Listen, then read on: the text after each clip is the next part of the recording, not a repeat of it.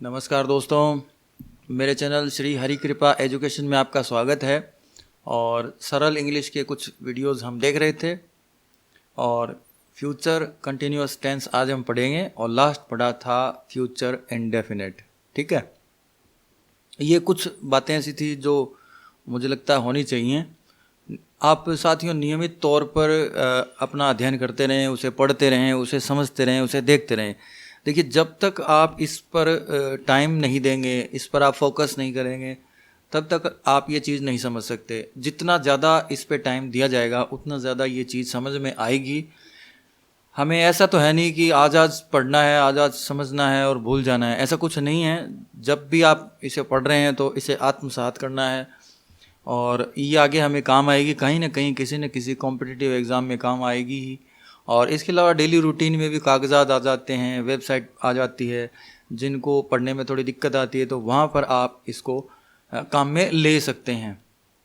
ये कोई बुरी बात नहीं है। इसमें समय लग रहा है तो कोई दिक्कत नहीं है, क्योंकि हम समय आप अगर सीख जाएंगे तब भी इसे काम में लेंगे तो समय तो लगेगा ही लगेगा। और धीरे धीरे समझने का मतलब है कोई चीज़ हमारे भीतर रिस जाना। ठीक है, तो धीरे धीरे पढ़ेंगे तो सब समझ में आ भी रहा है और आता भी रहेगा। और अब थोड़ा सा दिमाग जब दौड़ने लगेगा ना तो और ज़्यादा मज़ा आएगा, जो भी इसका हवा है वो निकल जाएगा। ठीक है, तो फ्यूचर कंटिन्यूअस टेंस आज हम देखेंगे।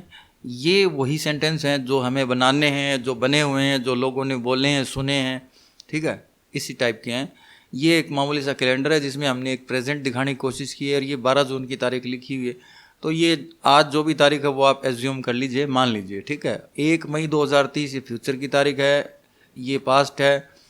अब हम पढ़ रहे हैं फ्यूचर कंटिन्यूअस, तो हमें इस प्रेजेंट को और पास्ट को नहीं पढ़ के बल्कि आगे, यानी कि इस लाइन से आगे ये जो देख रहे हैं आप, ये पोर्शन, इस पर हमें चर्चा करनी है कि इसमें से किसी पोर्शन पर कोई काम, कोई क्रिया अगर जारी रहती है तो वहाँ पर ये काम लिया जाता है कि इस पॉइंट पर ये काम चालू रहेगा, इस पॉइंट पर ये काम चालू रहेगा, इस पर ये चालू रहेगा। भाई ये कह सकते हैं कि 1 मई 2020 को मैं कार खरीद रहा हूँगा।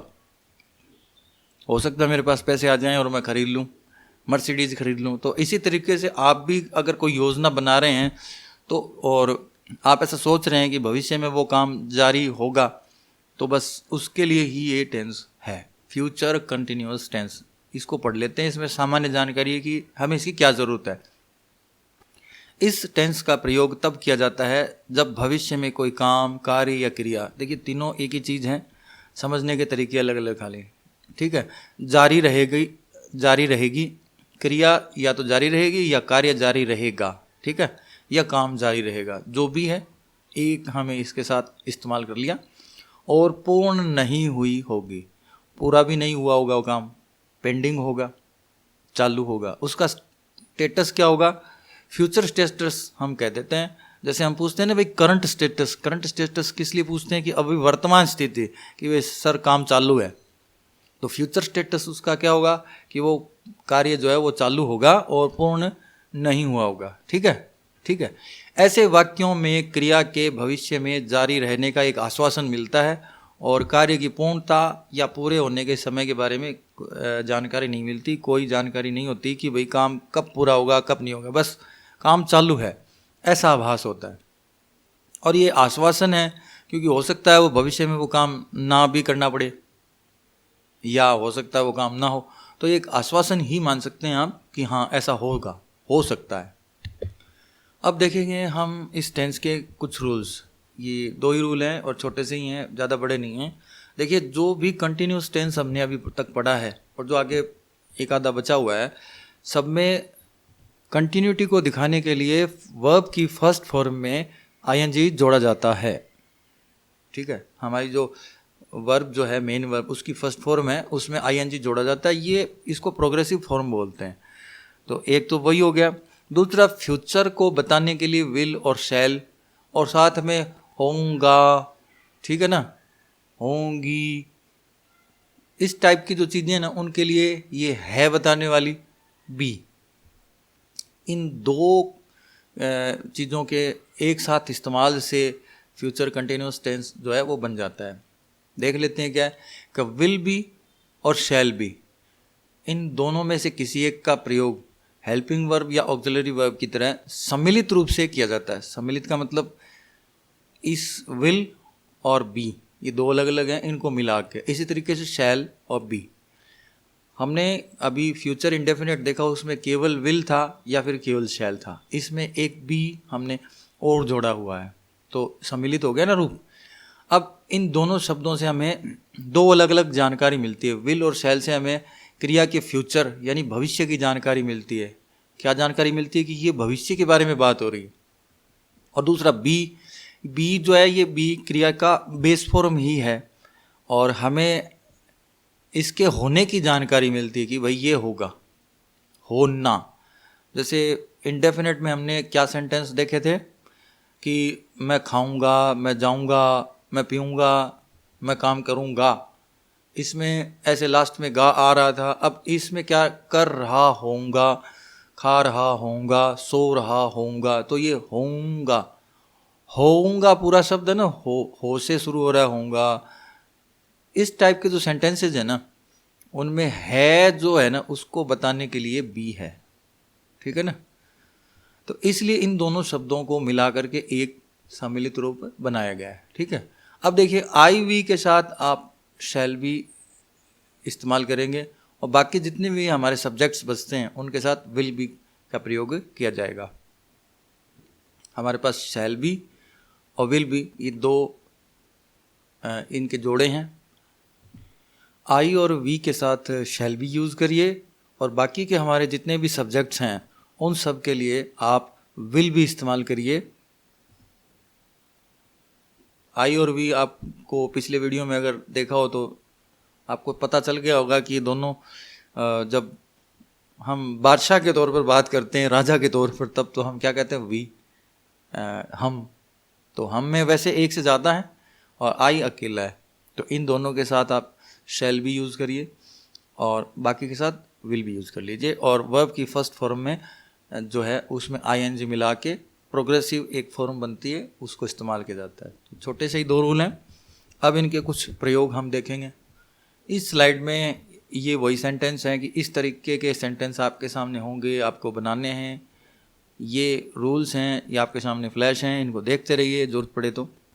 और ये सामान्य एक सेंटेंस की स्ट्रक्चर है, इसी को हमने अब तक फॉलो किया है और इसी को इधर उधर मोल्ड करके थोड़ा सा बाकी के सेंटेंस बन जाते हैं। देखिए सब्जेक्ट विल बी और शैल बी में से कोई सा एक वर्ब की फर्स्ट फॉर्म में आईएनजी लगाया जाएगा और उसके बाद में एक ऑब्जेक्ट जोड़ दिया जाएगा।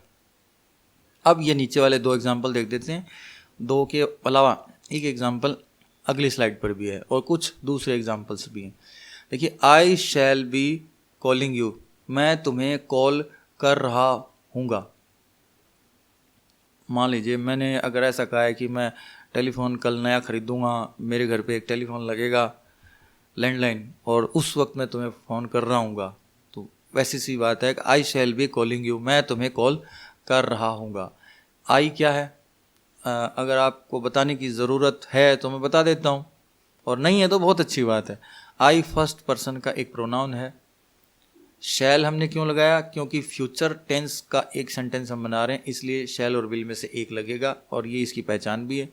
बी हमने क्यों लगाया, क्योंकि होऊंगा, होऊंगा, हो, ठीक है ना, होना, बी। कॉलिंग फर्स्ट फॉर्म में आईएनजी मिला के बनाया हुआ है, प्रोग्रेसिव फॉर्म। और ये यू क्या है, एक प्रोनाउन है जो सेकंड पर्सन का है। इसे हम सेंटेंस के ऑब्जेक्ट पोर्शन में भी काम में ले सकते हैं और सब्जेक्ट के सब्जेक्ट पोर्शन में भी काम में ले सकते हैं, ठीक है। थोड़ा रिवाइज हो गया। अब देखिए ये जो सेंटेंस है I shall B calling you, मैं तुम्हें कॉल कर रहा हूँगा, इसका नेगेटिव सेंटेंस क्या बनेगा, शैल और बी इनके बीच में बस एक ये नोट लगाया है, I shall not be calling you, मैं तुम्हें कॉल नहीं कर रहा हूँगा। अब अगर इसी का हमें एक नेगेटिव क्वेश्चन बनाना हो, इंटरोनेगेटिव कह सकते हैं, तो हमें क्या करना है, ये जो शैल दिख रहा है हेल्पिंग वर्ब, इसको सब्जेक्ट से पहले लिखना है, उठा के यहाँ से आप उठाइए और आई से पहले लिख दीजिए। इन्वर्जन मेथड है, बाकी सारा सेम छोड़ दीजिए आप। तो शैल I not be calling you, क्या मैं तुम्हें कॉल नहीं कर रहा हूँगा, नेगेटिव में होगा ना, क्या मैं तुम्हें कॉल नहीं कर रहा होऊंगा। अब इसी सेंटेंस का हमें पॉजिटिव क्वेश्चन चाहिए, तो इसमें से नॉट को काट दीजिए, डिलीट कर दीजिए। तो शैल आई बी कॉलिंग यू, क्या मैं तुम्हें कॉल कर रहा हूँगा, पॉजिटिव में बन गया। अब इसी तरीके से अगर हमें डबल इंटेरोगेटिव क्वेश्चन बनाना है, ये WH वर्ड वाला, तो व्हेन और वाई, इस प्रश्न में बस ये जोड़ दीजिए और कुछ नहीं करना है। जब हम व्हेन और वाई में से कोई सा एक जोड़ देते हैं तो दो क्वेश्चन हमारे फ्रेम हो जाते हैं। अब किस तरीके को दे, देखिए व्हेन का मतलब तो कब जुड़ गया, ठीक है, कि कब मैं तुम्हें कॉल कर रहा हूँगा। When shall I be calling you, मैं तुम्हें कब कॉल कर रहा होऊंगा। इसी तरीके से why shall I be calling you, मैं तुम्हें कॉल क्यों कर रहा होऊंगा, कारण तो होना चाहिए ना। तो ये आपके सामने 5 सेंटेंस ऊपर हैं, नीचे वाले के 2 एग्जाम्पल हैं। ये पॉजिटिव और अफर्मेटिव सेंटेंस ये रहा, ये नेगेटिव सेंटेंस ये रहा। इंटेरोगेटिव सेंटेंस और नेगेटिव इंटेरोगेटिव सेंटेंस यहाँ पर उल्टे हैं, ये और ये पॉजिटिव का इंटेरोगेटिव क्वेश्चन, ये नेगेटिव का इंटेरोगेटिव क्वेश्चन। ये उल्टे सिर्फ इसलिए लिखे हैं कि यहाँ से नॉट डिलीट करते ही आपके सामने एक दूसरा पॉजिटिव प्रश्न मिल जाता है, तो समझाने के लिहाज से लिखा हुआ है बस, ठीक है। और डबल इंटेरोगेटिव के 2 एग्जाम्पल्स हैं। अब ये देख लेते हैं। You will be teaching your brother, तुम अपने भाई को पढ़ा रहे होगे। यू सेकंड पर्सन का प्रोनाउन है। विल हमने क्यों लगाया, क्योंकि नियमानुसार हमें आई वी के साथ शैल लगाना, बाकी के साथ विल लगाना, तो यू विल है इसलिए विल लगा दिया। You will be teaching your brother, तुम अपने भाई को पढ़ा रहे होगे। अब इसी का नेगेटिव बनाना, तो विल और बी इनके बीच में आप नॉट फंसाइए, नॉट लिख दीजिए। You will not be teaching your brother, तुम अपने भाई को नहीं पढ़ा रहे होगे। अब अगर इसी का हमें एक इंटेरोगेटिव और साथ में नेगेटिव क्वेश्चन फ्रेम करना है, देखिए नॉट इसमें ऑलरेडी लगा हुआ है, हमें कुछ नहीं करना, इस विल को उठा के बस पहले लिखना है। Will you not be teaching your brother, तुम अपने भाई को नहीं पढ़ा रहे होगे। भाई क्या तुम अपने भाई को नहीं पढ़ा रहे होगे, ये विल लगाने पर एक क्वेश्चन बन गया, ठीक है। जब भी क्वेश्चन आप फ्रेम कर रहे हैं तो एक क्वेश्चन मार्क लास्ट में जरूर लगाएं, ठीक है। अब इस सेंटेंस में से इस नॉट को डिलीट कर दिया तो एक क्वेश्चन पॉजिटिव में बन गया कि क्या तुम अपने भाई को पढ़ा रहे होगे। इसी तरीके से व्हेन वाई वाले जोड़ दीजिए तो आप 2 क्वेश्चन बन जाएंगे कि तुम कब अपने भाई को पढ़ा रहे होगे, या फिर तुम क्यों पढ़ा रहे होगे। तो ये क्वेश्चन आपके सामने बन गए हैं।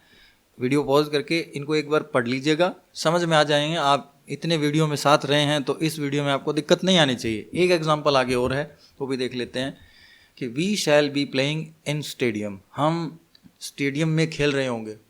कोई खिलाड़ी हैं, मान लीजिए आप में से कोई खिलाड़ी है और उसकी मंशा हो कि मैं ओलंपिक में खेल रहा हूँगा और अभी वो प्रैक्टिस में है, तो बहुत अच्छी बात है। अब जो मोहल्ले की गलियों में खेला हुआ है, छोटे मोटे मैदान में खेला हुआ है, जब उसे स्टेडियम के बारे में ख्याल आता है तो स्टेडियम ही दिखाया जाता है कि भाई देखिए आप इतने बड़े स्टेडियम में खेल रहे होंगे और इतनी दर्शक दीर्घा होगी वगैरह वगैरह, तो आनंद अलग ही होता है। तो we shall be playing in stadium, हम स्टेडियम में खेल रहे होंगे। अगर अब इसी का नेगेट करना है तो शैल और बी, ये शैल है और ये बी है, इनके बीच में बस नॉट लगा दिया है। तो we shall not be playing in stadium, हम स्टेडियम में नहीं खेल रहे होंगे। इसी नेगेटिव का क्वेश्चन फ्रेम करना है, क्वेश्चन बनाना है। इन्वर्जन मेथड, शैल जो है हेल्पिंग वर्ब, इसको उठा के सब्जेक्ट से पहले लिख दिया, यहाँ से उठाइए और यहाँ रख दीजिए बस, तो ये मिल जाएगा आपको। Shall we not be playing in stadium, हम स्टेडियम में क्या हम स्टेडियम में नहीं खेल रहे होंगे। अब एक प्रश्न हो गया, डाउट हो गया ना कि क्या हम नहीं खेल रहे होंगे। नहीं, हो सकता है और नहीं भी हो सकता, ठीक है। तो अब इस नेगेटिव में से बस ये नॉट को डिलीट करिए, पॉजिटिव क्वेश्चन मिल जाएगा। Shall we be playing in stadium, क्या हम स्टेडियम में खेल रहे होंगे। अब वाई और व्हेन लगाया तो हमें कब और क्यों वाले क्वेश्चंस मिल गए कि हम क्यों खेल रहे होंगे स्टेडियम में या कब खेल रहे होंगे। तो इनकी जितनी आप प्रैक्टिस करेंगे उतना आपको याद रहेगा, समझ में आएगा। कुछ एग्जांपल्स और हैं जो मिले जुले हैं, देख लेते हैं अभी। कि you will be going to Jaipur, तुम जयपुर जा रहे होंगे। अभी जैसे यात्राओं के लिए जो गाड़ियाँ या बसेस बंद हैं लेकिन जब ये खुल जाएंगी तब हम सोचते हैं नहीं कि तुम जयपुर जा रहे होगे, सोच सकते हैं। तो बस ये वही है, you will be going to Jaipur, तुम जयपुर जा रहे होगे। I shall not be eating that time, मैं उस समय नहीं खा रहा हूँगा। We shall be coming from Agra, हम आगरा से आ रहे होंगे। We shall be eating pasta, हम पास्ता खा रहे होंगे। He will be paying money, वह पैसे चुका रहा होगा। I shall be buying a car, मैं एक कार खरीद रहा हूँगा। Why shall I not be buying a car, मैं एक कार क्यों नहीं खरीद रहा हूँगा। When shall I be staying in London, मैं लंदन में कब रहूँगा। भाई किसी का हो सकता है सपना हो कि मैं वहाँ पर जाऊँ, एक अपार्टमेंट खरीदूँ और वहाँ रहूँ। When shall I be staying in London, मैं लंदन में कब रह रहा हूँगा या रुका होऊंगा। तो जब इस तरीके के कोई सेंटेंस होते हैं जिनमें क्या है कि या तो किसी क्रिया का भविष्य में चालू रहना बताया जाने की कोशिश है कि भाई ये क्रिया उस दौरान चालू रहेगी, या फिर उसका नेगेटिव बनाना हो कि नहीं रहेगी। तो इस प्रकार के सेंटेंसेस बनाने हैं तो आप फ्यूचर कंटिन्यूस टेंस काम में लें। रूल्स आपके सामने हैं और ये टेंस है क्यों काम में लिया जाता है। तो इस तरह से आप इस वीडियो को एक बार और घुमा लीजिएगा, आपको याद रहेगा। हर वीडियो को आप 2 बार देख लीजिए और लिखने का भी प्रयास करिए ताकि गलतियां कम से कम हो। और अगले वीडियो में आपसे फिर मिलेंगे, तब तक के लिए नमस्कार।